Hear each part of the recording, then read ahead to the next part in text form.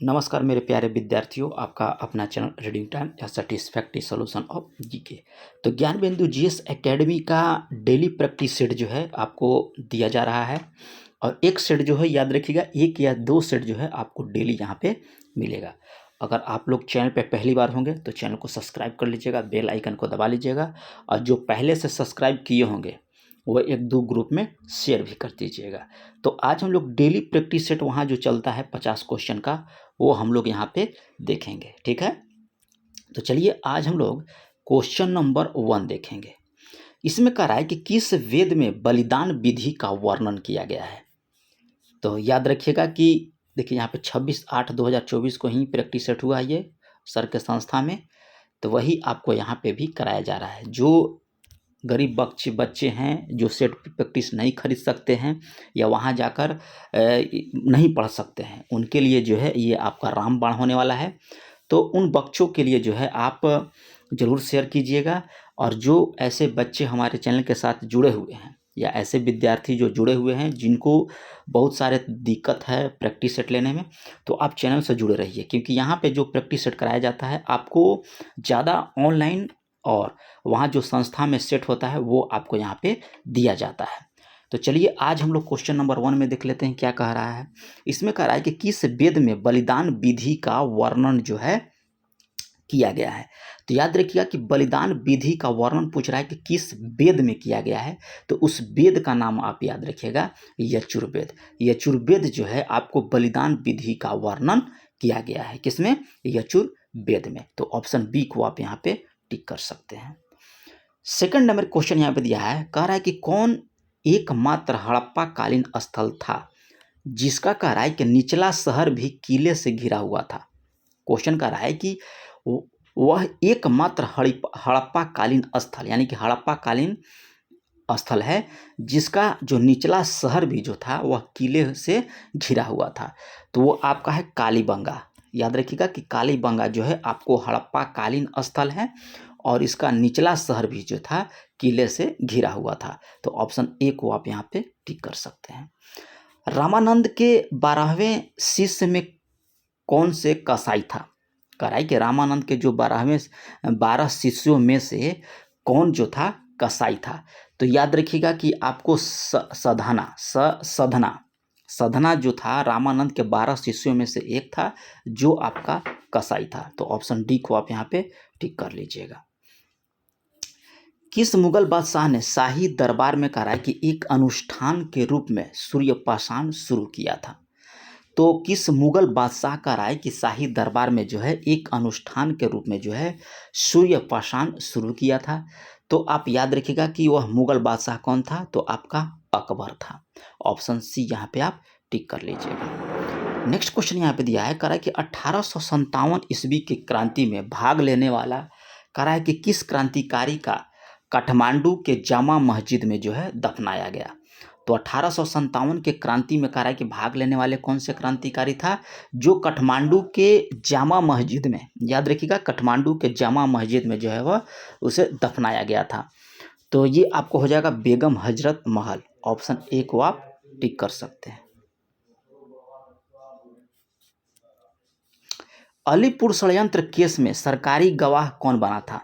तो अलीपुर षड्यंत्र केस कब हुआ था ये आप कमेंट कीजिएगा। ठीक है, थोड़ा सा कमेंट के जवाब भी आप लोग दिया कीजिए।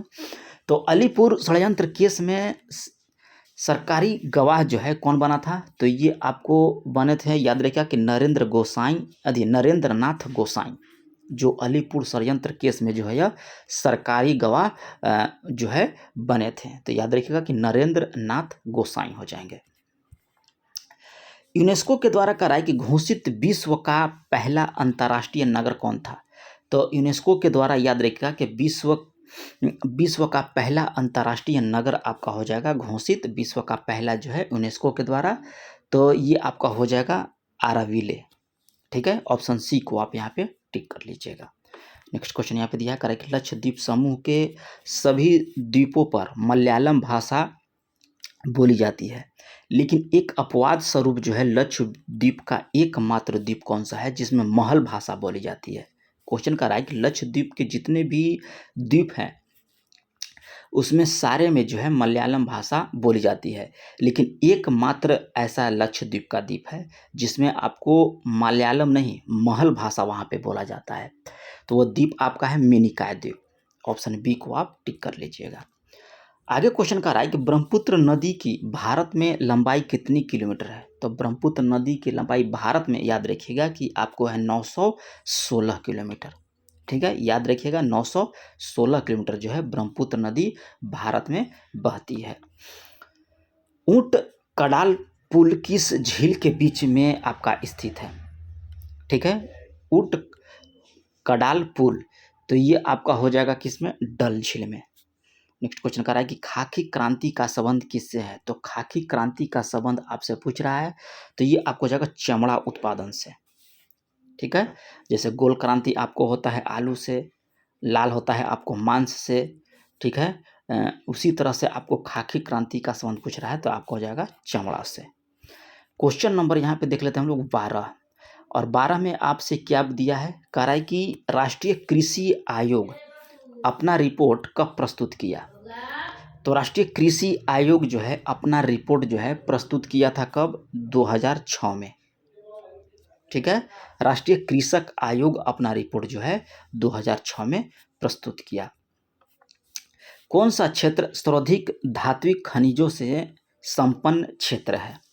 तो याद रखिएगा कि पूछ रहा है कि कौन सा क्षेत्र धात्विक खनिजों से संपन्न है सर्वाधिक, तो आप किसको यहाँ पे टिक करना होगा? धारवाड़ क्षेत्र।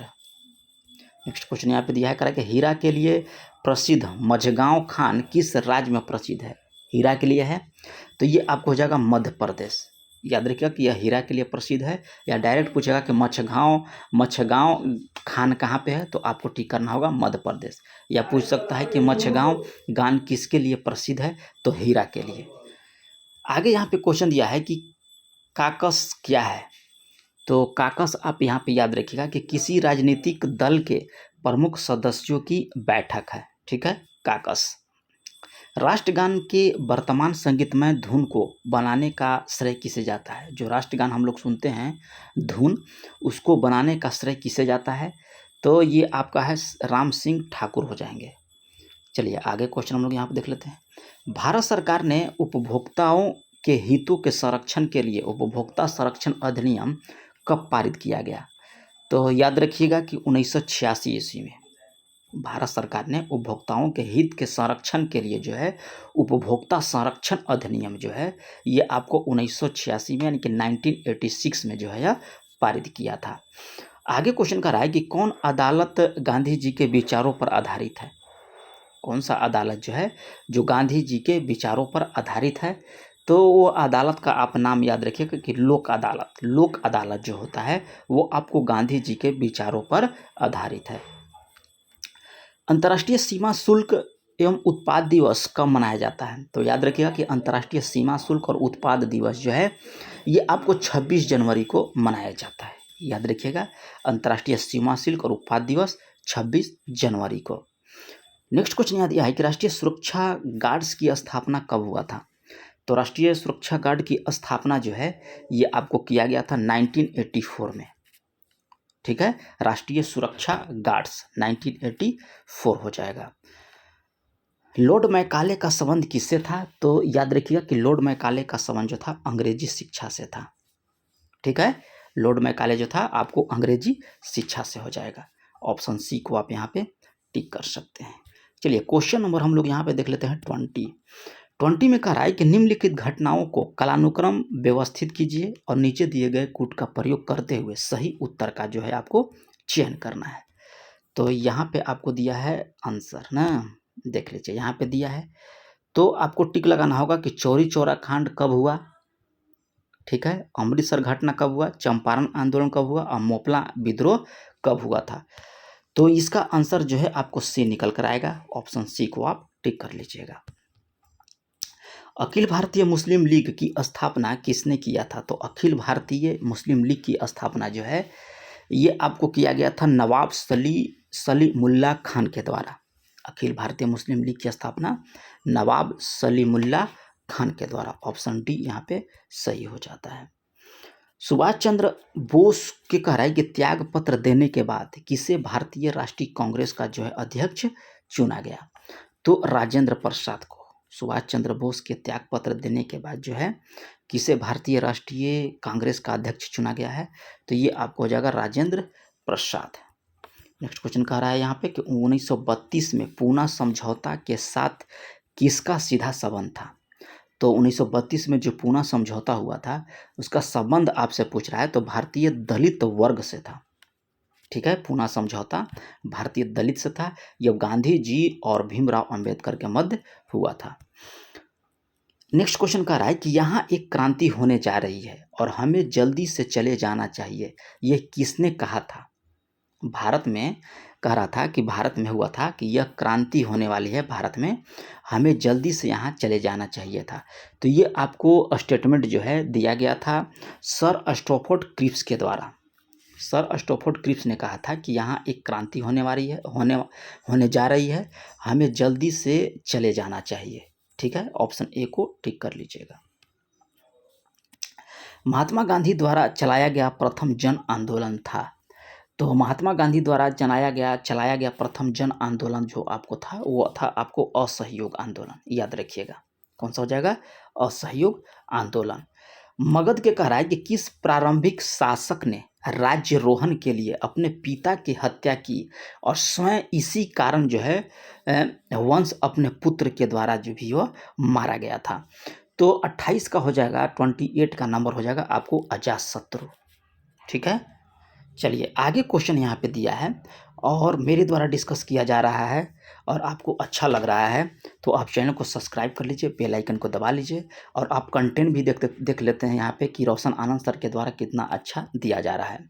तो रोशन आनंद सर का जितना भी प्रैक्टिस सेट है या कौटिल्य जीएस का जितना भी प्रैक्टिस है सेट है, उसके बाद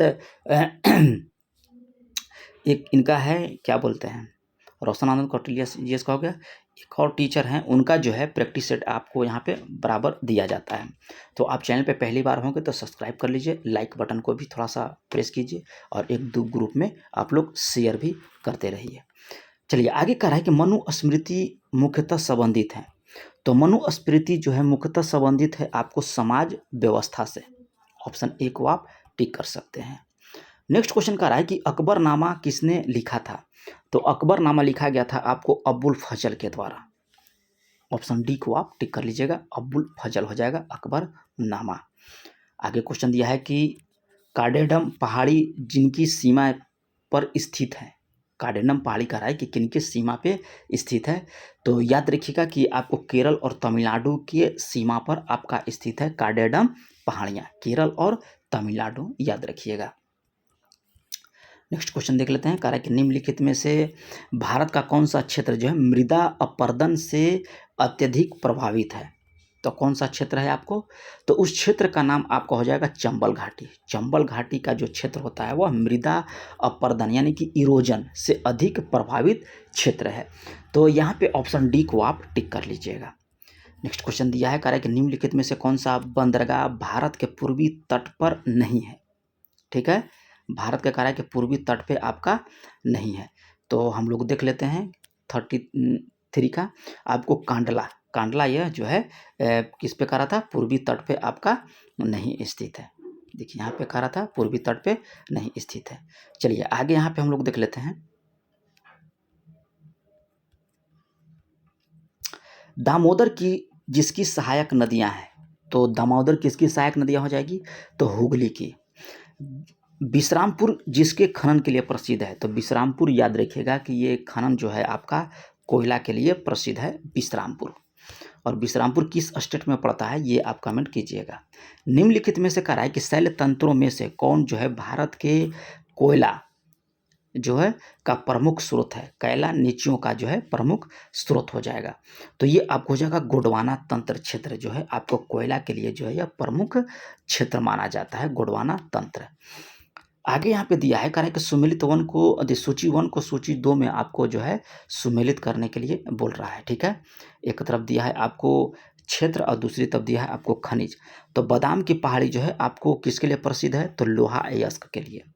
और कोडरमा याद रखिएगा कि ये आपको अभ्रक के लिए है। और यहाँ पे दिया है मोसा बानी।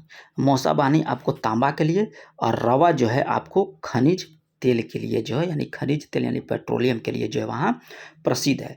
तो ऑप्शन डी को आप यहाँ पे टिक कर लीजिएगा।